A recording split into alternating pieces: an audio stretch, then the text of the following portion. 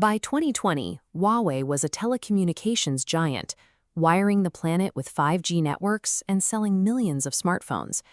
Then, the signals flickered out. Global expansion ground to a halt.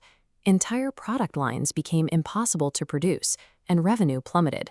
A corporate powerhouse, once considered untouchable, was suddenly struggling to breathe.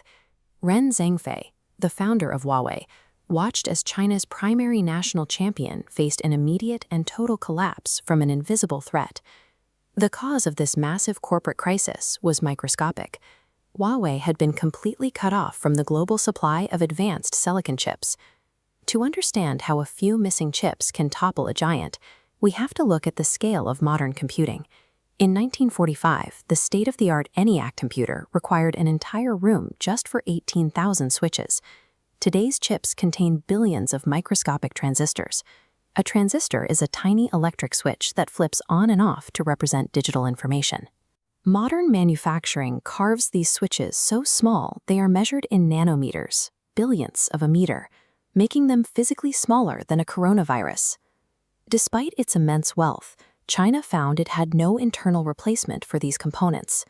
This single blockade revealed a dependency that threatened the country's entire technological future.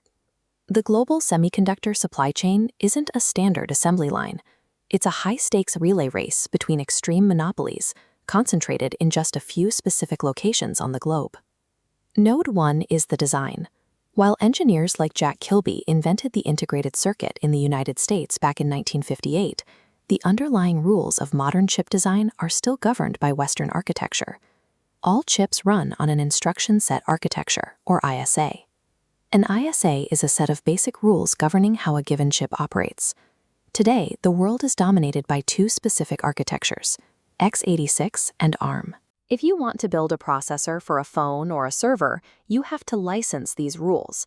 Without that license, your hardware cannot communicate with modern software. It becomes a useless piece of silicon. This makes the first choke point purely intellectual.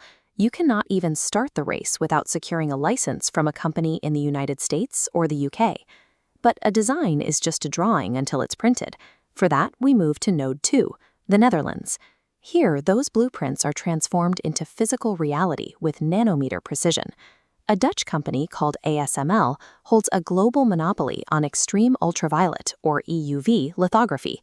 This is the only process capable of patterning features smaller than a human cell onto a silicon wafer.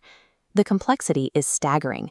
Each machine costs more than $100 million and is built from hundreds of thousands of components sourced from a global sub-supply chain. Because ASML is the only company on Earth building these machines, they are the singular physical gatekeeper of technological progress.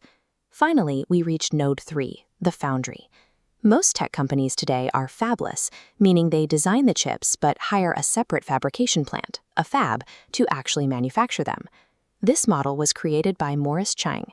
He moved to Taiwan and founded the Taiwan Semiconductor Manufacturing Company, or TSMC, centralizing the world's most advanced manufacturing on a single island. Chang's strategy was neutrality. TSMC manufactures chips for rivals like Apple and AMD simultaneously.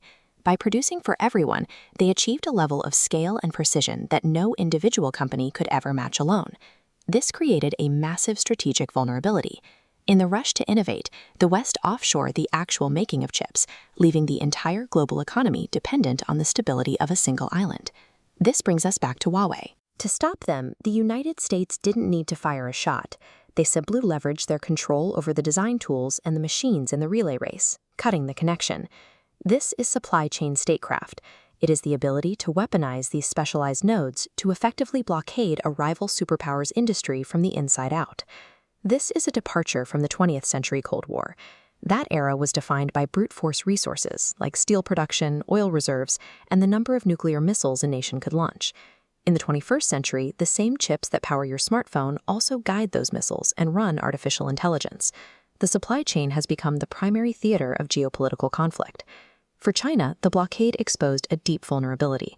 It signaled that their status as a superpower rests on a foundation of foreign silicon they can neither copy nor replace. Global dominance is no longer about who has the biggest army.